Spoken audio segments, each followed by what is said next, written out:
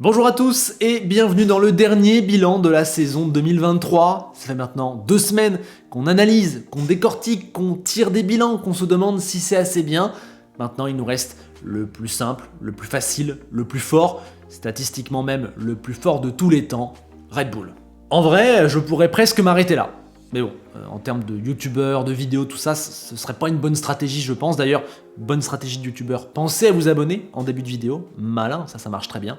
Bref, je m'égare et on va quand même revenir sur cette saison complètement historique, parce que je crois que ça vaut le coup.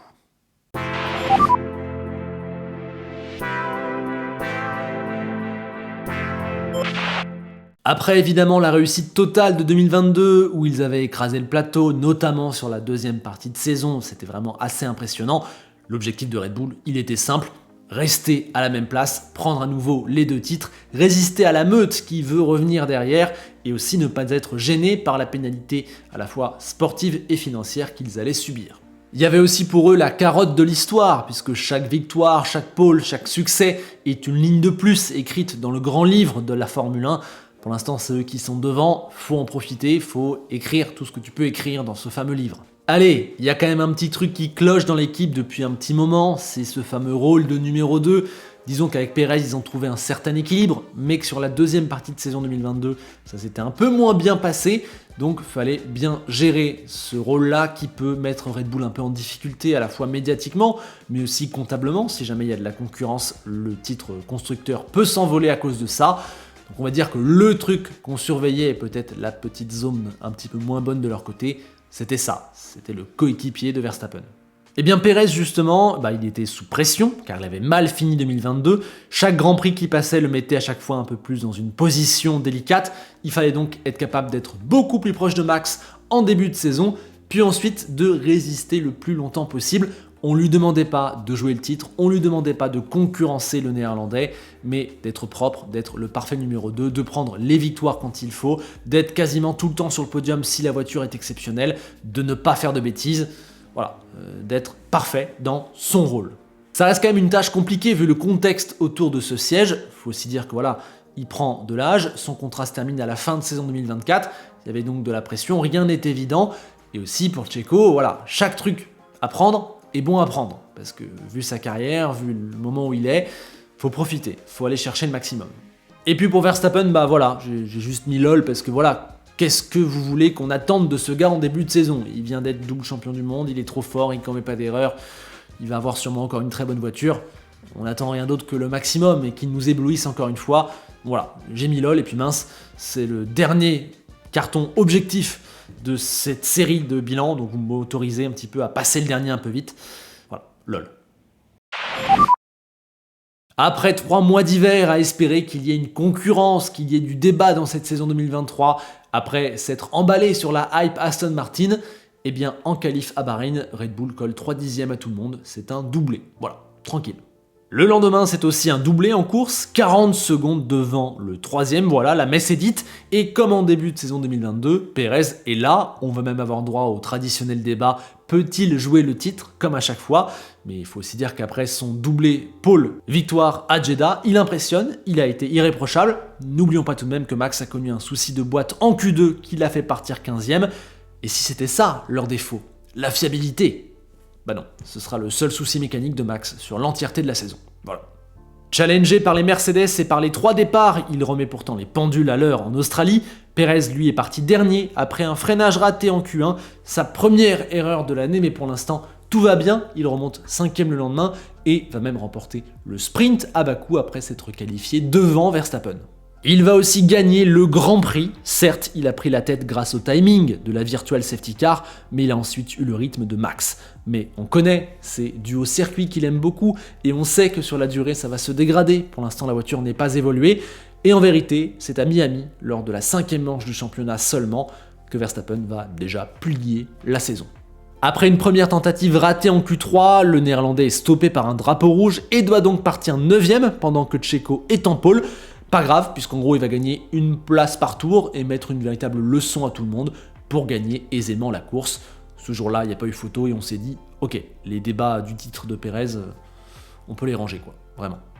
Derrière, il sort l'un des tours du siècle à Monaco. Retournez voir au moins ce dernier secteur, c'est un miracle absolu. Et en vrai, l'une des choses les plus folles que ce génie ait fait en Formule 1, à mon humble avis. Et le lendemain, il s'impose, non sans un arrêt un peu tardif sous la pluie qui aurait pu permettre à Aston Martin et à Alonso de gagner, mais c'est pas grave, il démarre à peine une série de 10 victoires consécutives, ce qui va être un record. Donc voilà, on va le laisser un peu de côté et on va s'intéresser à Perez qui lui démarre une série, mais d'un autre genre, une série très négative. Pour la première fois, il n'a pas marqué de points après s'être craché bêtement en Q1 et avoir commis énormément d'erreurs en course. Ensuite, à Barcelone et au Canada, il sort les 2 fois en Q2 et ne monte pas sur le podium le dimanche. Attention là, ça fait 3 courses, ça commence à faire tâche. Il se rattrape en faisant 2e du sprint en Autriche, mais son attaque hasardeuse sur Max au départ et la leçon qu'il prend derrière fait mal, encore plus quand on sait qu'il sort encore en Q2 pour la qualif du Grand Prix et qu'à l'arrivée de la course, du coup, Leclerc peut s'intercaler entre lui et son leader. Voilà, il y a quelques couacs qui apparaissent. Surtout quand, pour la 5e fois consécutive, il n'atteint pas la Q3 à Silverstone et il n'est même pas sur le podium le lendemain, puisqu'il est même que 6e. Ouais, sur les 5 dernières courses, il n'est monté qu'une seule fois sur la boîte alors que la voiture est absolument incroyable. C'est pas bon du tout. Après 10 courses, il a déjà 99 points de retard sur Verstappen. Voilà, pas plus. Il a donc la pression et quand Ricciardo fait son retour, il se plante dans le mur au bout de 3 minutes d'essai en Hongrie. Bon, au moins il va passer en Q3, même si ce n'est que la 9e place sur la grille, et au moins il va faire podium, même si Norris est encore une fois entre lui et Verstappen.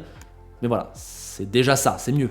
Ah oui, et petit point sur Max qu'on a un peu oublié, il a gagné avec 37 secondes d'avance, mais comme je vous l'ai dit, il est en train d'en gagner 10 d'affilée, il fait pas une erreur, il est parfait, il est irréprochable. Donc franchement, je vois pas vraiment ce que je peux vous apporter en vous parlant de sa saison, quoi. Malgré un accrochage avec Hamilton dans le sprint qui l'oblige à abandonner, Checo va mieux à Spa où il termine 2e. C'est 22 secondes derrière Max, mais en vrai, c'est déjà ça. Aux Pays-Bas, il devait derrière prendre le même résultat grâce à un bon pari stratégique au début de la course. Mais quand la pluie revient, il commet quelques erreurs, s'arrête au mauvais moment puisque la pit lane devient fermée, il y a drapeau rouge. Et surtout, dans l'entrée des stands, il tape le mur, passe la ligne à plus de 60 à l'heure et prend donc une pénalité de 5 secondes qui lui coûtera le podium. C'est un coup dur, mais en vrai, sur cette période-là, il allait mieux clairement et on l'a vu derrière à Monza où il a tranquillement ramené la 2e place pour un doublé Red Bull. Il peinait moins et il commettait moins d'erreurs. Puis vient le Grand Prix tournant de 2023, Singapour. Là-bas, Red Bull se fait avoir avec de mauvais réglages, elle anticipe mal, elle apporte un fond plat aussi au mauvais moment, voilà, il y a des choses qui se passent pas très bien, et en plus, elle se fait avoir par les virages à 90 degrés. Résultat, elle est loin du compte, elle est battue, et voilà, en qualif, Verstappen sort en Q2, oui, éliminé par Liam Lawson, il ne part que 11e, alors ça ira bien mieux en course où ils seront plus forts, il va remonter très fort, finir même 5e, mais voilà, ils seront totalement largués pour ce qui est de la lutte pour la victoire, et donc ils sont battus, ils sont tombés, une fois. Une véritable anomalie quand on voit ce qu'ils faisaient jusque-là et ce qu'ils ont fait juste après, jusqu'à maintenant. En vrai, voilà, Verstappen, il a gagné 17 des 18 dernières courses. Ouais, voilà, c'est ouf. Sans Singapour, on serait sur 18 d'affilée. Ouais. Et d'ailleurs, cette série de victoires consécutives qui s'est arrêtée à 10, ça paraît fou. Max, là, actuellement, il en est déjà retourné à 7. C'est-à-dire que s'il gagne les 3 premiers Grands Prix de 2024, ce qui semble probable, il va déjà égaler son record de 10. On a arrêté de compter à Singapour parce que voilà, on était un peu peut-être soulagé que ça s'arrête, mais on est déjà revenu dans les mêmes sphères. Bon, c'est ouf. Tout ça pour dire que Singapour, c'est un petit peu l'anomalie, l'exception de la saison qui empêche d'atteindre des sphères encore plus folles. Perez, lui, galère, il a détruit les courses de Tsunoda et d'Albon à Singapour pour terminer seulement 8e et il va vivre un moment humiliant, il n'y a pas d'autre mot, au Japon. Après avoir totalement raté son attaque sur Magnussen, il abandonne à cause des dégâts, sauf qu'il prend une pénalité et que Red Bull décide de lui la faire purger. Il va attendre une demi-heure dans sa voiture qu'on le renvoie en piste, faire un tour seul, purger sa pénalité, rentrer le jour où Verstappen écrase la concurrence et où Red Bull remporte le titre constructeur. Je ne sais pas si on se rend bien compte de ce qu'il a dû vivre dans son baquet, dans son garage à ce moment-là, c'est dingue, c'est une humiliation. Je l'ai vécu comme ça en tout cas personnellement. Et en plus, c'est un coup dont il va pas vraiment se remettre, surtout que derrière au Qatar, il est pris dans un crash à 3 dans le sprint, c'est un abandon de plus, et qui donne le titre directement en plus à Verstappen, et le lendemain, il ne va être que 10e avec des pénalités, après être parti dernier pour changement de pièce. Bon voilà, on a admis que sa saison était totalement partie en vrille. Derrière à Austin, fait intéressant, Red Bull va être inquiété, Max perd la pole pour des questions de limite de piste, et dans la course on sent bien que Mercedes est forte, Mercedes qui aurait dû franchir la ligne en premier s'il n'avait pas fait une erreur. Bon, au final, tout rentre dans l'ordre et c'est finalement assez aisément un doublé sprint Grand Prix pour Verstappen, mais bon voilà. Perez lui a plutôt assuré avec une 5e et une 4e place, c'est cool, ça va mieux. Et la semaine suivante, à Mexico, il fait un départ de feu, il s'apprête à passer en tête devant son public, mais il prend le virage trop tôt, comme s'il était seul, une erreur d'appréciation que j'ai trouvée assez folle, qui lui vaudra un nouvel abandon et un coup de plus. Puis à Sao Paulo, pendant que Max n'est pas inquiété ni pendant le sprint ni pendant le Grand Prix, il va gagner avec moins de marge que d'habitude, mais il va gagner quand même, eh bien Checo se relève un peu, il relève la barre, puisqu'il va terminer 4e, en se faisant enlever le podium par Alonso dans le dernier tour pour 53 millième. Après, il sera seulement 12e dans la qualif à Vegas, mais il va profiter du timing de la safety car, à un moment donné même prendre la tête. Bon, après, Verstappen va le déposer et Leclerc va finir par l'avoir dans le dernier tour, mais ça reste tout de même un podium. Son dernier de l'année, il aurait pu en avoir un autre du côté d'Abu Dhabi, mais il a pris une pénalité un peu douteuse pour un contact avec Lando Norris. Reste qu'il a un peu mieux fini le championnat que ce que ça a été à une certaine époque. Et donc, à l'arrivée, je vous l'ai dit, Verstappen a gagné toutes les courses, les 7 courses depuis Singapour, et l'avance totale de Red Bull au constructeur sur le deuxième s'élève à 451 points. Ils ont plus du double de points de Mercedes. Si on additionne Mercedes et Ferrari, on arrive assez loin du total de Red Bull. Voilà. C'est évidemment presque indécent de tenter de tirer un bilan après une telle saison, parce que dans une F1 en plus au budget limité et au règlement pensé pour resserrer les équipes, finir avec le meilleur pourcentage de victoires sur une saison de tous les temps, c'est une dinguerie. On a tout simplement assisté à l'une des plus grosses dominations de l'histoire. La RB19 est l'une des voitures les plus dominantes jamais construites, l'une des meilleures. Voilà, c'est juste la consécration, les Newell, les Horner, etc. Ils rentrent encore un peu plus au Panthéon. Ils sont à un cheveu de la saison parfaite, alors qu'il y a eu 22 courses. Dans mon système de notes, ils finissent avec 18,5 de moyenne. C'est juste dingue, fou. Ce qui les empêche d'avoir 20, c'est Singapour, mais aussi le fait qu'ils ont un numéro 2 qui est parfois très loin du compte.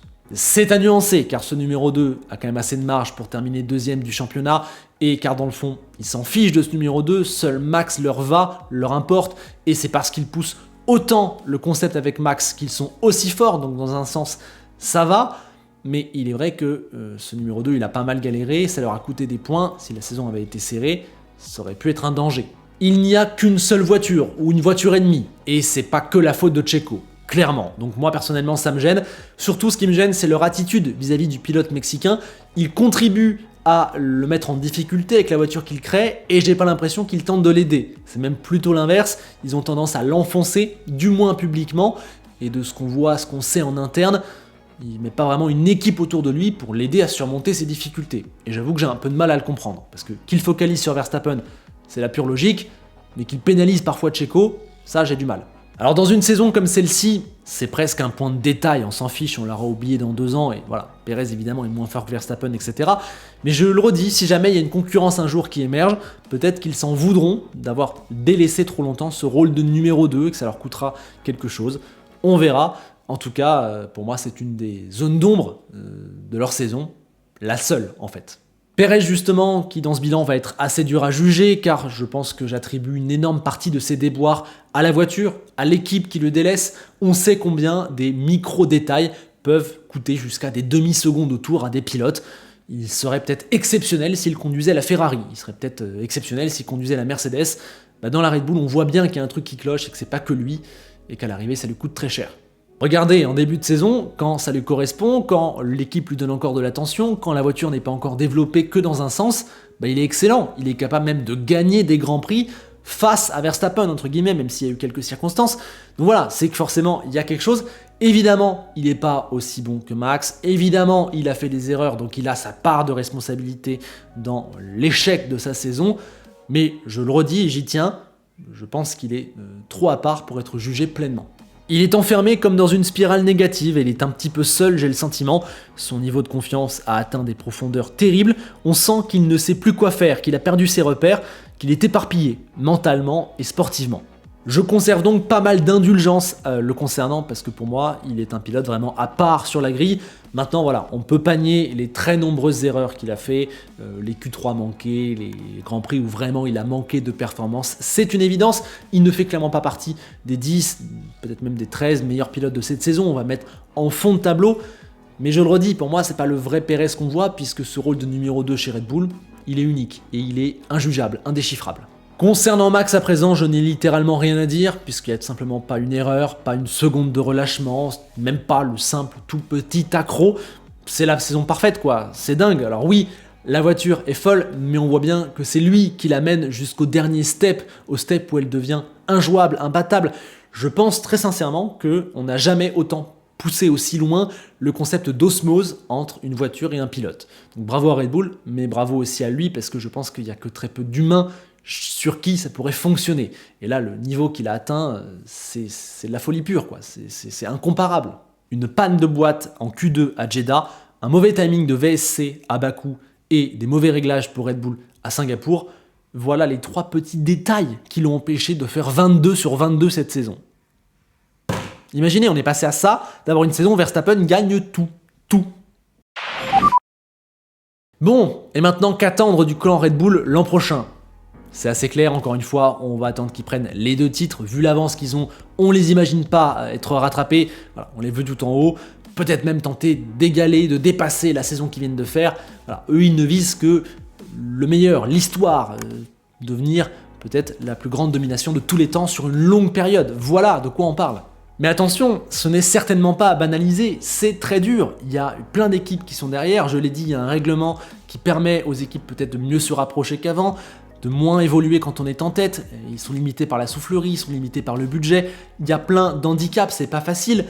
Voilà, refaire ce qu'ils ont fait, ou à minima déjà reprendre le titre, serait déjà à considérer comme un exploit. Et puis, n'oublions pas que la F1, ça va vite, ça peut changer très vite.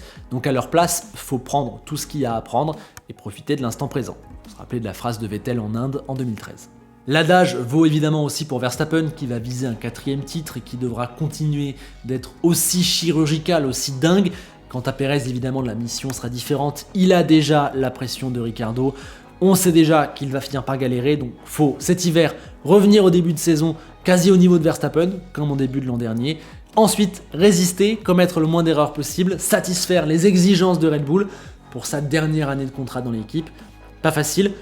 Mais en fait, elle est peut-être là la plus grande zone d'incertitude et d'intérêt finalement en 2024 concernant le public vis-à-vis de Red Bull, savoir qui sera le coéquipier de Max en 2025 et qui seront les pilotes chez AlphaTauri. Voilà, ça en dit long. En tout cas, je vous remercie, nous sommes arrivés à la fin de ces bilans, de ces 10 bilans en très peu de jours. Je vous rencourage à nouveau à mettre un petit like et à vous abonner si vous voulez me soutenir, ça me fait toujours extrêmement plaisir. Et on se retrouve dans l'espace commentaire pour discuter de Red Bull. Même si là, pour le coup, j'ai peur qu'il n'y ait pas grand chose à dire. Sachez que des vidéos sont prévues durant l'hiver, on a plein de sujets à aborder, c'est toujours une période assez excitante où on imagine des choses, où on se pose des questions, on attend d'avoir les réponses, donc évidemment, ce sera couvert sur la chaîne. D'ici là, portez-vous bien et on se quitte avec Enzo Ferrari qui nous dit que Red Bull a autant gagné cette saison que Ferrari depuis 2015. À bientôt.